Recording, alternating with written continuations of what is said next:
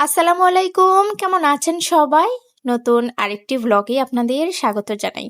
আজকে সোমবার, ঘড়িতে এখন 10:30 মতো বাজে।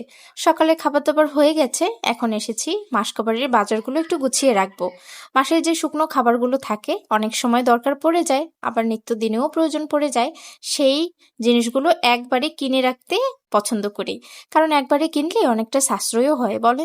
এখন তো জিনিসপত্রের দাম প্রতিদিন হাতের নাগালের বাইরে। একদিন কিনতে যাচ্ছি যেটা দাম থাকছে, পরে 2-1 দিন পরে গেলে সেটার দাম 10 থেকে 15 টাকা 20 টাকা বেড়েই চলেছে। আসলে এভাবে জীবন চালানো আমাদের জন্য একটু দুষ্কর হয়ে পড়েছে, কিন্তু কিছু করার নেই। জীবন চালানোর জন্য নিত্য প্রয়োজনীয় জিনিস না খেয়ে তো আর থাকা যাবে না। নিত্য প্রয়োজনীয় জিনিস তো কিনতে হবে, সেই জন্যই মাসকবাড়ি একবারে বাজারগুলো করে নিয়ে এসেছি।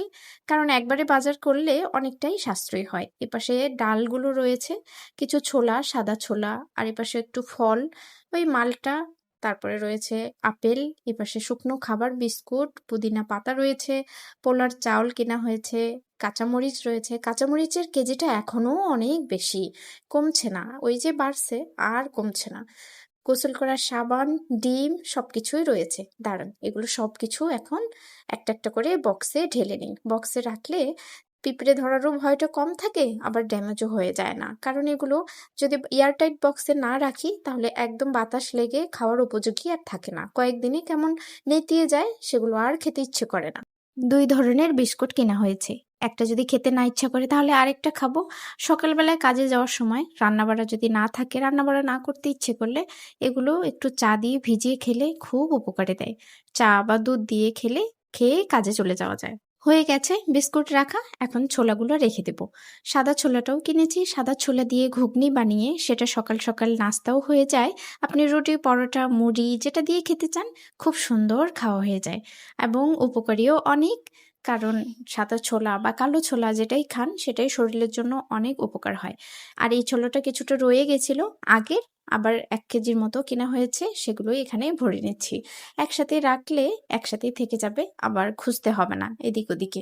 তাই একটার মধ্যেই ঢেলে নিচ্ছি সবকিছু।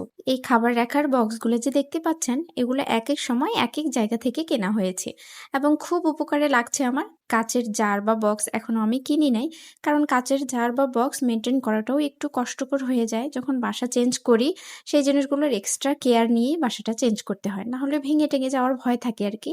আর এখন আমি একটু প্লাস্টিকের এই বক্সগুলোতেই সবকিছু রাখার চেষ্টা করি। প্লাস্টিকের বক্সে রাখলে সেগুলো আর এদিক ওদিক নড়াচড়া করতে ভেঙেও যায় না, এবং একটু ব্যবহার করাটাও সাশ্রয়ী। কিন্তু প্লাস্টিক আসলে ব্যবহার করাটা আমাদের স্বাস্থ্যের জন্য একটু ক্ষতিকর, কিন্তু একটু অভ্যাসটা হয়ে গেলে পরে আবার কাচের জার কিনে সেগুলোতেই রাখার চেষ্টা করব। নুনটাও ঢেলে নিচ্ছি এখানে। আমি একবারে সবকিছু এক বক্সে করেই এই রেখে দিই। বক্সগুলোতে জায়গাটা অনেকগুলো করে একসাথে ধরে।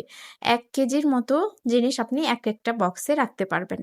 কি সুন্দর পুরো প্যাকেটটাই ধরে গেছে, দেখেছেন? একবারে পুরো প্যাকেট একটা বক্সের মধ্যেই ঢেলে নিয়েছি। খুব সুন্দর মতো করে চামচও দেওয়া থাকে এই বক্সগুলোতে। আর এই বক্সগুলোর কালারগুলোও খুব আকর্ষণীয়, দেখতে ভীষণ ভালো লাগে। দাঁড়ান, এখানে চালটাও একটু ঢেলে নেই, কারণ পোলার চাল আগের কিছুটা ছিল, ওইটা ঢেলে নিয়েছি অন্য একটা বক্সে। আর এটাতে যে নতুন কেনা হয়েছে সেটাই ঢেলে নিচ্ছি।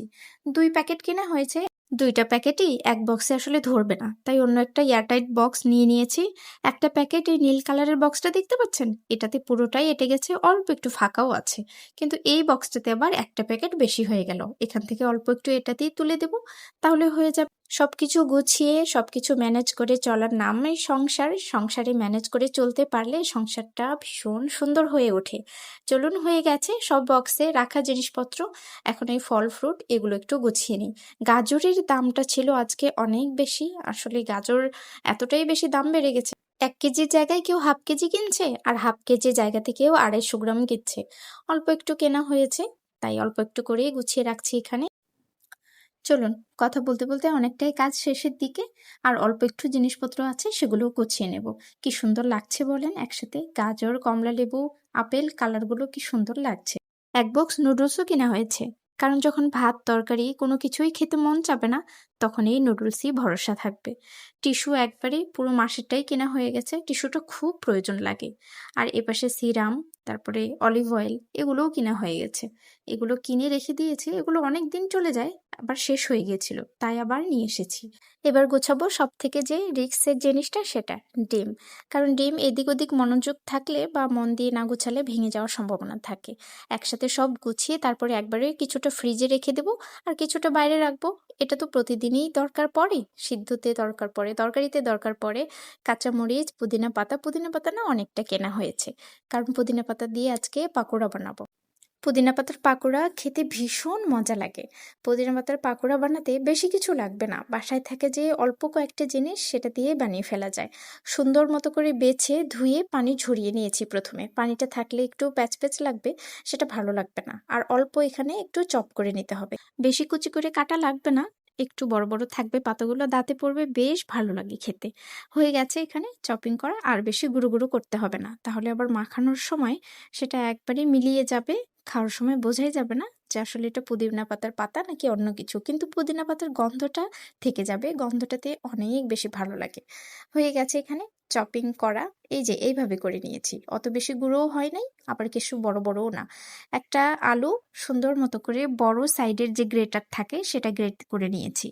এখন অল্প পেঁয়াজ কুচি আর কাঁচামরিচ কুচি দিয়ে তারপরে যে গুঁড়ো মশলা থাকে, অল্প একটু কালারের জন্য হলুদ, একটু গুঁড়ো মরিচ, একটু জিরার গুঁড়া, একটু ধনিয়া গুঁড়া, স্বাদ মতো লবণ, এগুলো দিয়ে সুন্দর মতো করে মেখে নেব। আর যদি বাসায় চালের গুঁড়ো থাকে তাহলে আপনি চালের গুঁড়োটা দিতে পারেন, যদি চালের গুঁড়োটা না থাকে তাহলে ময়দা দিয়ে সুন্দর করে এটা মেখে নিতে পারেন, সেটা দিয়েও ভীষণ ভালো হয়। তো আমার চালের গুঁড়োটাই ছিল বাসায়, সেটাই 2 চামচ মতো দিয়ে দিয়েছি।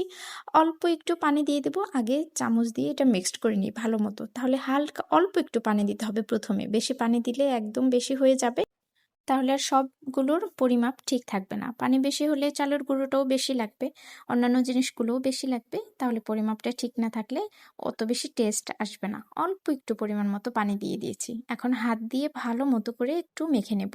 হাত দিয়ে কচলে কচলে মেখে নিলে পেঁয়াজ, মরিচ সব কিছু একদম মিক্সড হয়ে যাবে। অল্প একটু ধৈর্য, একটু ভালোবাসা, একটু স্নেহ দিয়ে খাবার দাবার রান্না করলে সেটার টেস্ট এমনিতেই বেড়ে যায়। মাখতে মাখতে যখন বুঝবো হাতে একটু আঠালো ভাব লাগছে, তখন বুঝবো যে এটা হয়ে গেছে। তেলটা একটু হাই হিটে গরম করে নিয়েছি বেশি পরিমাণে, তারপরে একটা একটা করে দিয়ে দিচ্ছি, অল্প একটু পাতলা করেই দিচ্ছি, তাহলে ভিতর থেকে একবারে মুচমুচে হয়ে আসবে। আর মুচমুচে হলে পাকোড়া খেতে ভীষণ ভালো লাগে। আমরা বাইরে গেলেই এই পাকোড়া, পেঁয়াজি, চপ কত কী না বাইরে থেকে কিনে খেতে ইচ্ছা করে। আসলে বাইরের বানানোটা অতটা বেশি স্বাস্থ্যসম্মত না হলেও বাসায় যদি এভাবে টুকটুক করে একটু আদর, মায়া, মমতা দিয়ে বানিয়ে খাওয়া যায়, সেটা স্বাস্থ্যসম্মত ঠিকই হয়। কারণ ডুবো তেলে ভাজা সবটাই অস্বাস্থ্যকর, কিন্তু এটা তো মুখরোচক খাবার, এটা আসলে সবার খেতে ইচ্ছা করে, সেটা স্বাস্থ্যকর হোক আর অস্বাস্থ্যকর হোক। কিন্তু বাইরে থেকে কিনে না খেয়ে বাসায় বানিয়ে খেলে সেটা কিছুটা হলেও হাইজেনিক মেনটেন হয়, আবার স্বাস্থ্যকরও হয়। বাইরে এক কড়াই তেলে বারবার ওই ভাজা তেলেই ভাজতে থাকে প্রায় 1 সপ্তাহ ধরে, এজন্যই বিশেষ করে অস্বাস্থ্যকর হয়, সেটাতে অ্যাসিডিটি হয়, শরীর খারাপ হয়, পেট খারাপ হয়। এজন্য বাড়িতে বানিয়ে খাওয়াটা বেশি স্বাস্থ্যসম্মত, এবং বাড়িতে বানিয়ে খেলে মজাটা নিজের হাতে করা যায়। গল্প করতে করতে প্রায় ভাজা হয়ে গেছে, কি সুন্দর একটা কালার এসেছে দেখেছেন, আর গন্ধটা খুব সুন্দর বেরিয়েছে। পড়ালেখার সূত্রে যখন হোস্টেলে থাকতাম তখন এই বাইরের মুখরোচক খাবারগুলো প্রচুর খাওয়া হতো, আর সেটার জন্য অসুস্থতার শিকারও আমরা বেশ কয়েকজন হয়েছিলাম।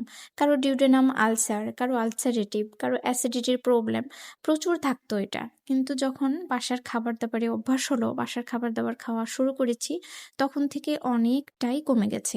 একসময় তো ডক্টর বলে দিয়েছিল যে আপনার বাইরে ভাজা পোড়া খাওয়াটা একদমই নিষেধ, একদমই হারাম, আপনি খাবেনই না এটা, কারণ এটা খেলে আপনার আলসার থেকে এটা ক্যান্সার, স্টোমাক ক্যান্সারও হয়ে যেতে পারে।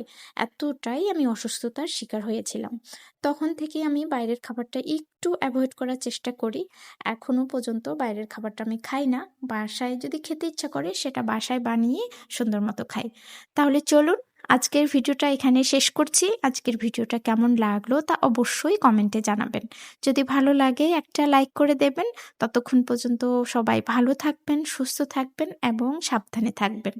দেখা হবে খুব শিগগিরই নতুন অন্য কোনো ভিডিওতে।